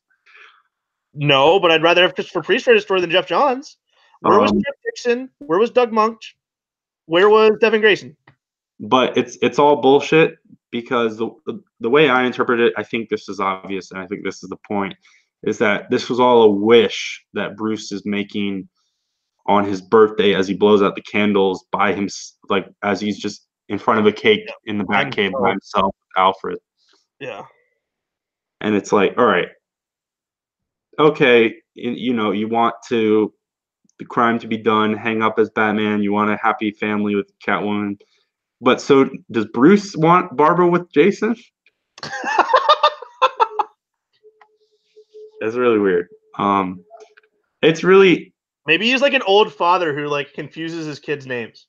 I mean, I had a lot of problems with this, but to be honest, and it pains me to say this because I do like a lot of his old Batman stuff. The most, I've never been a Kelly Jones fan.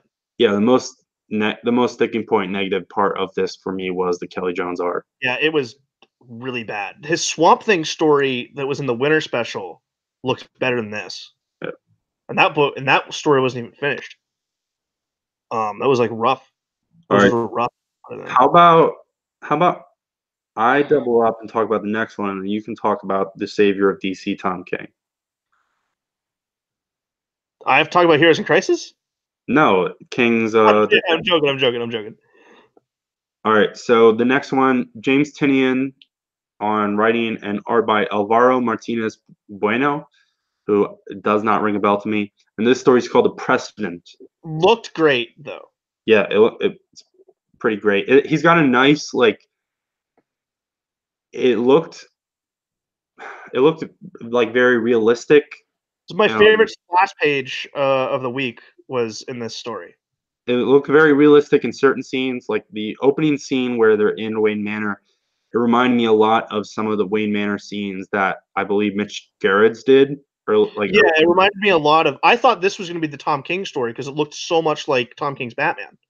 Yeah, but then once eventually we see some of the other characters pop in, he's got really nice like cartooning with the facial expressions. And so this is about the night that Dick Grayson is essentially adopted by Bruce Wayne. Well, And it's not just that; it's the night that they're gonna basically bring Dick into becoming Robin. I think. yeah, and Bruce is arguing slash talking to Alfred about all this, and we get flash forwards, like future memories of Dick Grayson's history. And what's the best part about this page is that Robin is in the actual Dick Grayson costume. Yes, it's amazing. Dick Grayson in the booties, in the shorts with the shaved legs.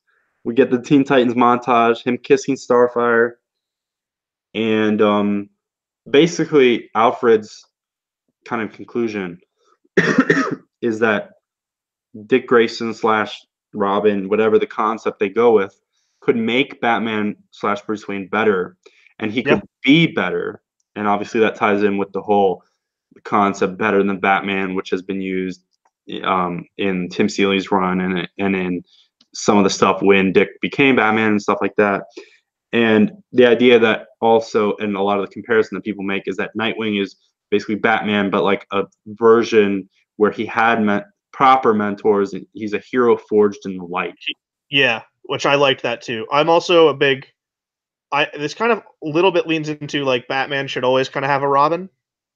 Yeah, and then Bruce's counterpoint is, what about others?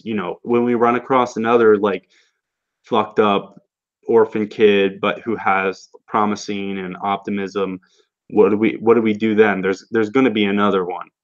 And he's worried about the precedent. Yeah. And Alfred's like, we take them in. That's what we do.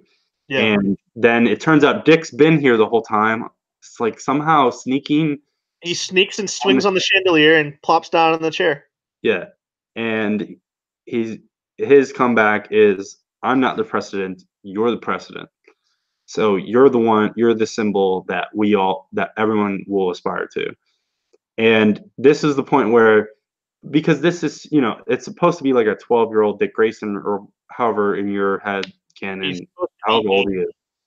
He's the same age that Batman was when his parents died.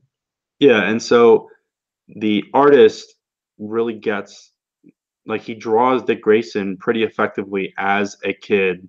He gets the cartooning on his face really well, shows his smiles and everything like that. And I thought this was really amazing. The final splash page of Batman and Robin, and then on the bottom, on like leaping into action on the top of the page, and the bottom is like mimicking like the classic shot of Batman and Robin with the candle, both putting the hands up, taking their oath. And it's my favorite splash page of the week. Loved it. Yeah, it was great. It was a great story.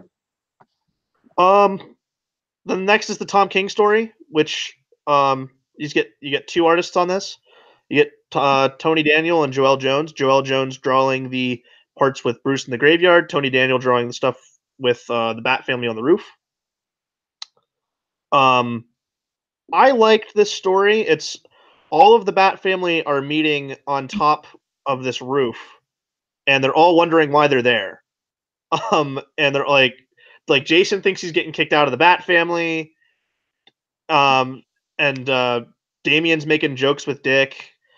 The moment with Batwoman and Barbara was weird. I thought that was a little bit out of character.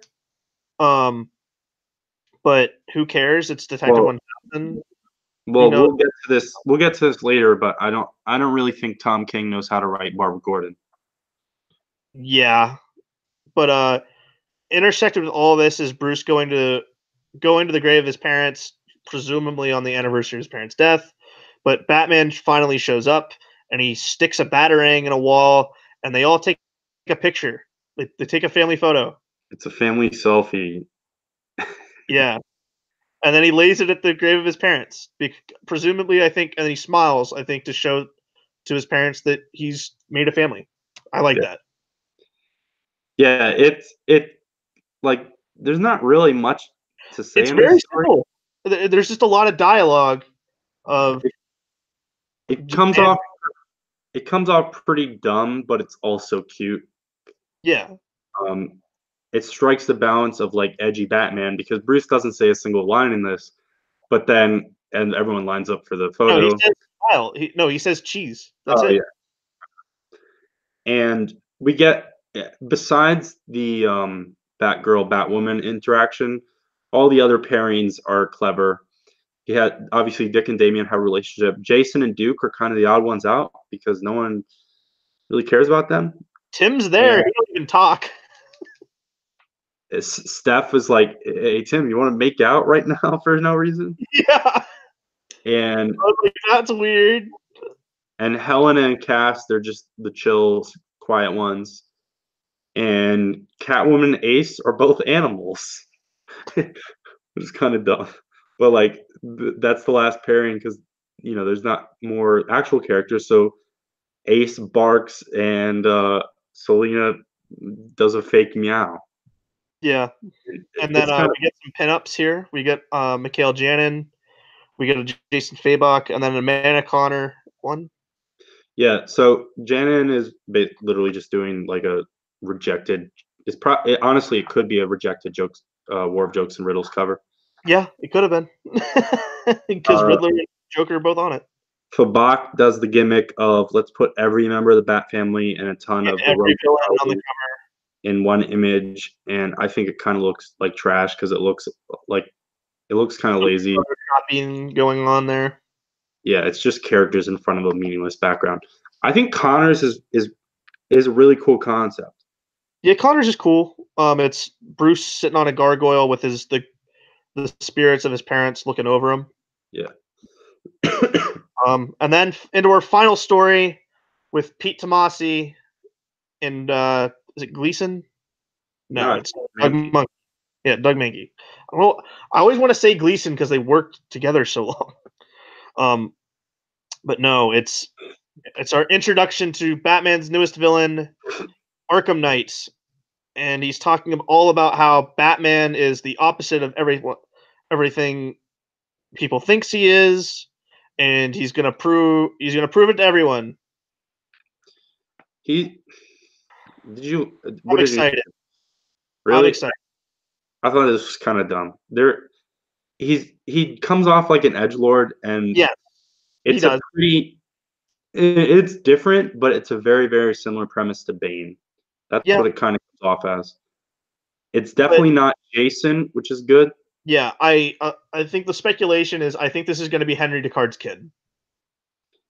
That'd be interesting, but even that, it's like that's very similar to Nobody or whatever, which they show a flashback to in this issue, where Nobody's the guy with a bunch of eyes from the first arc of Tomasi and Gleason's Batman and Robin, and he's like the son of one of Batman's mentors. Yeah. Um, I don't know. I thought the lettering was weird in this issue. Like the caption boxes that they use, these like clunky, dumb looking silver boxes. I thought they looked really dumb and dated. But And we whatever. also get an ad for Batman the Outsiders by Brian Hill and Dexter Swayze. That book's finally going to come out in May. Yeah, I guess. um. So what's going on with Wonder Comics or whatever? Well, I should say overall, I think I enjoyed this. I think I Oh was yeah. let down a little bit by it. I What don't think it was are action. if you remember all of them because we just went through like a dozen of them. What would you say if you want to like your top three stories? Dini, King, and then Snyder or Tomasi. I would say Snyder. Oh, you didn't say Tinian. Oh, yeah. Tinian's my third. Yeah, I Dini, would King, Tinian. Snyder, Tinian, and probably Dini. Yeah. All right, Dial H. Dial H for Call Hero.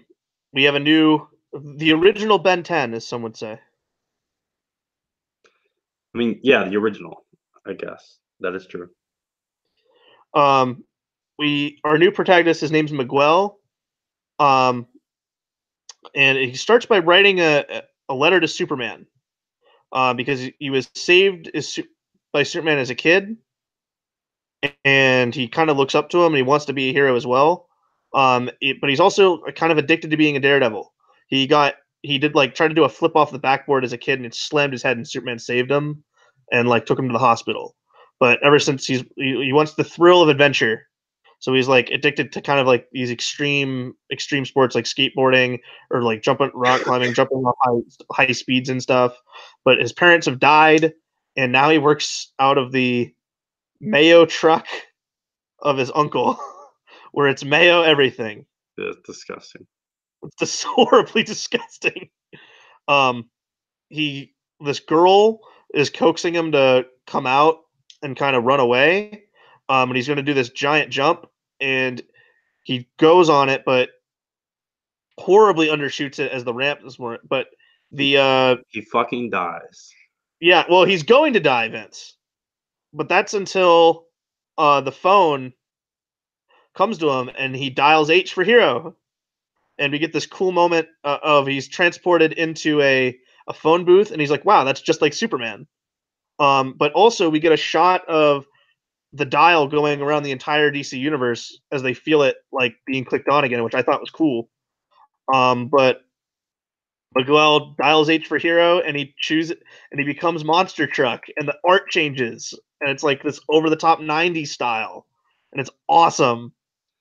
Yeah, this is what won me over, even though I stopped reading the captions and dialogue on these pages, because there's not much really to say about that. But there's even a giant fake signature on all of these pages, which is like parodying like those kind of box signatures, which like McFarlane does, Rob Liefeld does, Casada kind of does. Yeah. Um, Those pages are awesome. Oh yeah, they're great. This is, by the way, we didn't mention the creative team on this. It was Sam Humphries writing, and Vince, who's the artist on this? Joe Quinones. I think Yes. it's Joe. And I mean, obviously, with these pages and compared to the rest of the book, shows a lot of range from him. Yeah, yeah. The art was great. I liked Sam Humphries on this.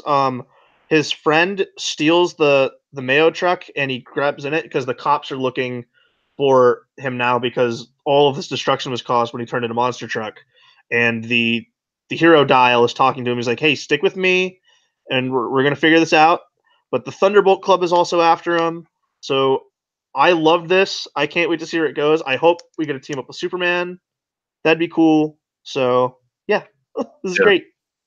So the part where, I love the idea of Dial H for Hero, but obviously, DC has never really reprinted anything related to Dial H for Hero. So Yeah, I'm not intimately aware of some of the specifics, and I I hope think it's maybe, perfect. I think it's the perfect book for Wonder Comics line, though. I think yeah. that's the perfect spot where it fits. The interesting thing about Dial H is there is no like singular character.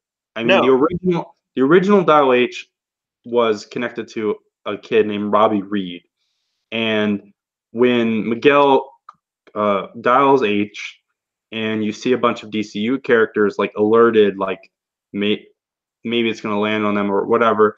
Get to that in a second. But one of them is just like a generic looking guy, and he's like, "Wow, I wish I could dial H again." And I'm pretty certain that's supposed to be Robbie Reed, and so okay. I'm hoping. I don't.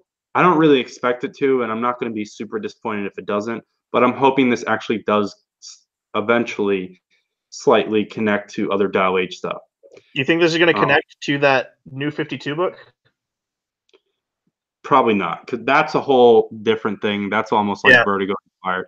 But you had the original run, which was in like House of Mystery, where it was Robbie Reed, and then it was a backup in some other book, and there were two like teenagers, a boy and a girl, and then there was like a 2000 series written by Will Pfeiffer, also known for Aquaman, Sub Diego, and other things, where it was like a weird concept where the H dial was like it would go between people, and like Robbie Reed became like he had like dial H withdrawal symptoms and was like dealing with addiction. It's really weird, but it also was not like super edgy. It was actually kind of genius.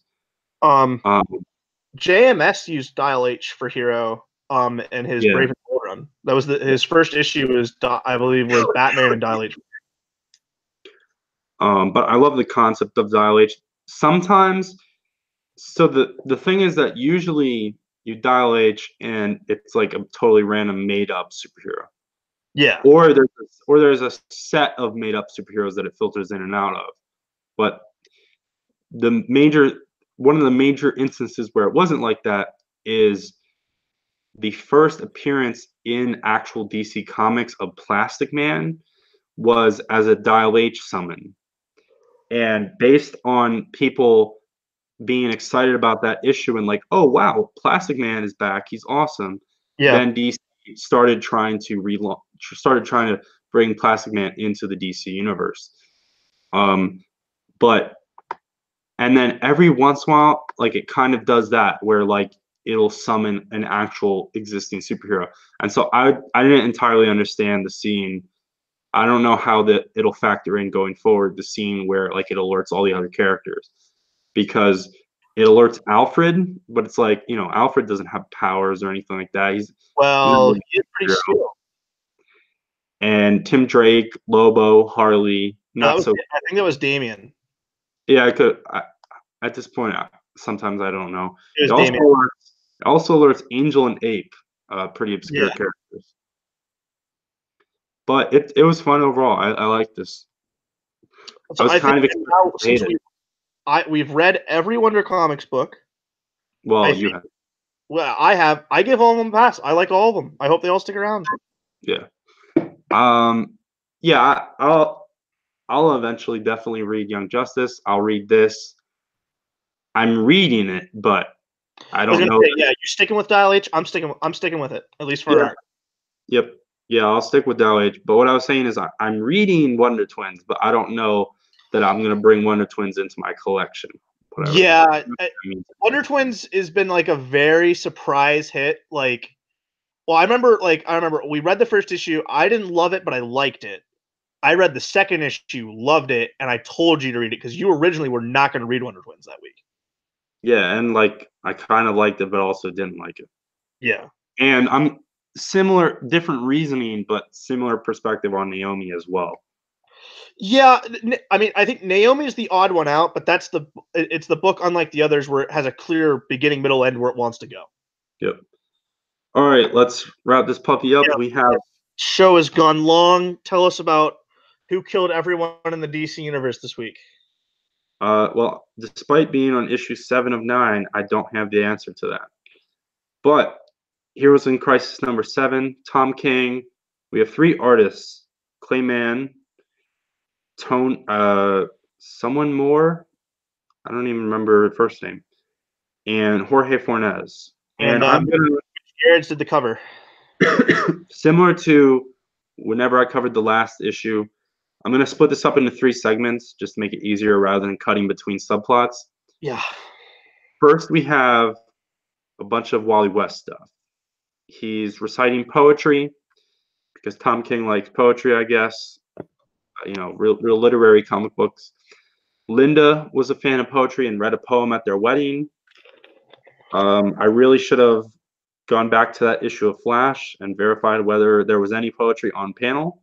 I highly doubt it. Not that that necessarily is a huge problem. You know, that's not a giant retcon or anything. And then we get a beautifully actually saying not having that there is a giant retcon. We have a beautifully integrated title page with flowers from Clayman. The third time Clayman has done this. And then Wally's doing the talking heads thing at Sanctuary, and he says some interesting stuff, and it's kind of whiplash for fans like how I believe both of us are, where he says Barry left him alone, and as soon as he accepted that he was alone, Barry came back. Which, first of all, shows the frustration of Wally fans, but also is not really accurate. Like, No. Wally accepts that he is the true Flash and accepts the role and has a family. The whole point of the Return of Barry Allen story. Yeah, well before Barry actually comes back. I mean, Return of Barry Allen, that's early, you know, that's Mark Waid, that's like only quote unquote only 70 issues into Wally's run. But even past that, so an interesting trivia about the Wally West tenure as the Flash is that the original Flash, so Barry Allen is introduced in Showcase number 4, and then eventually he appears in the Flash, and it picks up the numbering from Flash Comics, which Jay Garrick was in. That doesn't matter, but it's called the Flash, the Flash number 105 or whatever. Not Wally West Flash, the Flash. Yeah, and then in 1989 or 86, whatever the hell, Wally West, after Crisis, gets his own series. And it's not called The Flash. It's called Flash. Yeah. And it doesn't get the until like 100 issues in. It's a very strange, a weird bit of trivia. And they basically, thematically, I forget which arc it's in the middle of or whatever, but they put the officially on Wally West's title, basically around the point where he like fully accepts, I'm the Flash, I'm a true successor to Barry Allen, I'm better than Barry. Nice little subtle thing to do. Yeah, it's really clever, and so it's not like Wally had literally just figured everything out when Flash Rebirth happened. No. And then Wally calls out, and I don't think that we've fully seen him like acknowledge this directly on panel before, though I haven't kept up with the Flash, where I guess he had like a few major key appearances, where Wally says that Barry caused his family to disappear. Which is actually a direct retcon and problem, because he says in the Rebirth one shot that it's not Barry's fault. But depending on the way you look at this, still is Barry's fault because Flashpoint happened because of Barry. So yeah, no matter how you slice it, it's Barry's fault. Yeah, and it's not even the thing is Flashpoint is it would be different if like all right, a crisis is happening and Barry accidentally is the focal point. No. Flashpoint is literally the Flash version of One More Day, essentially. Yeah, it's the whole reason why that happened is because Barry went back specifically to stop his mom's murder selfishly and then destroyed everything. Yeah, it's a lot similar to One More Day on multiple levels. It does horribly more damage than what Spider-Man did. Yeah. And then Wally says, everyone wants me to be a symbol of hope. And yeah, that was the point of Rebirth. Yeah, it and was the point of the whole line. Everyone just assumed that he would be able to actually be happy himself and fulfill that promise, with Dan Abnett or Josh Williamson being able to actually conclude that story and fix it and bring back Linda and the kids. But we don't get that. And so it's just like awkward and like heart-wrenching and stuff to see Tom King like just he's acknowledging that promise. Who himself has said the Messner-Loeb's run on Flash is one of his favorites, and Wally is one of his favorite characters. Yeah, but it's just I don't know. It's weird reading this because I'm not sure where it's going. Obviously, we have 2 more issues left. Also, I want to know when we get to the Jorge Fornes parts on the art, I want to know what dictates what artists don't and do have to draw the stupid lines on Barry's costume. Yeah, yeah. I'll just cut to that because there's not much else I have to say. That the Jorge Fornes pages, there's like 3 of them. It's Barry and Batman. Barry and Batman trying to solve whatever the hell mystery. Bro, this doesn't make any sense because when we left the end of the Price, Batman and Flash were not on speaking terms anymore. Yeah, I don't know when that happens. Like, is that supposed to happen after this? Is that like between 8 and 9, between 7 and 8? The way it was advertised was it happens concurrently during this. Yeah, and Barry is just running around the world trying to find shit. Batman's staring at a computer because he has all these tripwire alarms stuff, and all the alarms get tripped. And Fornes again doesn't draw any of the stupid lines on Barry Allen's costume, but also, I haven't been reading the most recent Flash Batman issues, but you have, and I've been following Fornes's career pretty closely recently, and I think he's really shot up and has a really cool style. But I thought his pages in this issue were kind of rough, to be honest. It's not as good as his Batman issues. Yeah. But that's basically that third. And back to the Wally stuff. He grows poison ivy. Who's green again? Out of a rose. And she has a weird new design where she has no skin, and it's basically like muscles, but they're all green. They're plant muscles. Yeah, well, she's green again, so you can stop complaining. Yeah, and there is ambiguous dialogue between them where Wally is like, "I hurt you," and this doesn't help anything. Slightly implying that maybe he's the killer. Maybe, who knows? 5 days ago was the killer. Yeah, and then there's one panel where there's 2 Wallies and there's no explanation, whatever. Issue 9 is probably just going to be a giant explanation dump where it's like, this is what happened. Yeah, and then then there's all the Booster Harley and Beetle stuff. Yeah, so the other half / third, we have Batgirl and Blue Beetle just watching Harley and Booster fight for no reason.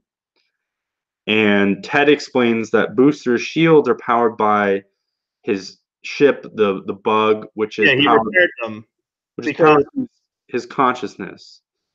And so Babs knocks out Ted in one punch with like this sideways punch to his jaw. And I'm not going to put too much time into this because I don't think it's actually a huge deal. But like, okay, Barbara Gordon, she can knock someone out, obviously. She can knock out Ted Kord, who doesn't have any powers. But like this awkward, like sideways, like quick jab to the jaw, That's not really going to knock someone out. Whatever. They're a bat character. Yes, it will. And so that disables, but she does that to disable Booster Gold's shield, which gives Harley the opportunity to murder him, which she nearly does. Yeah, I don't know what the whole point of taking out Booster's shield was supposed to do. It was supposed to stop the fighting somehow. I don't get it. And then right before Harley kills Booster, Booster is freaking out and he says he fails everything. He fails being a hero. He fails being everything. And it's like, no, this is a totally wrong interpretation of Booster Gold's character. And then Booster and Ted are like, the four of us, everyone thinks we're nothing. We're not valuable heroes in the grand scheme of things. And again, wrong. Booster Gold and Blue Beetle, relatively respected by the superhero community, very accomplished heroes in the proper continuity. And so the four of these out of character idiots are gonna go try and solve whatever the hell is actually going on, even though two of them are the major suspects. And then I guess Batman and the Flash, Barry Allen, are just gonna rain on their parade and fuck up these kids. Well, yeah, their segment ends with all their world alarms going off. So yeah, this is going to intersect. I swear to God, if the next issue is focusing on a minor character, I'm gonna. I was already done with this series the last issue. This has been a mess. Yeah, I don't like this. No, it's not good. I don't think Tom King understands Booster Gold at all. And his Barbara Gordon is weird, made all the weirder because I really hate the new costume. And I don't like this. And also, even the Ted Kord stuff is weird. Like, for a while, people had the weird conspiracy theory that the Ted Kord sequences were in Booster's head, and that showed that he was crazy and that maybe he was just like Harley and equally as likely to be the culprit. Because up until Heroes in Crisis, in the New 52/Rebirth continuity, it was never definitively established that Ted Kord actually had a legitimate career in costume as the Blue Beetle. He served as the mentor to Jaime in the short-lived Rebirth Blue Beetle series, but he never put on the costume. He never made direct reference to wearing the suit, and other heroes have not acknowledged him as such. But the ship was there, though. It's just weird.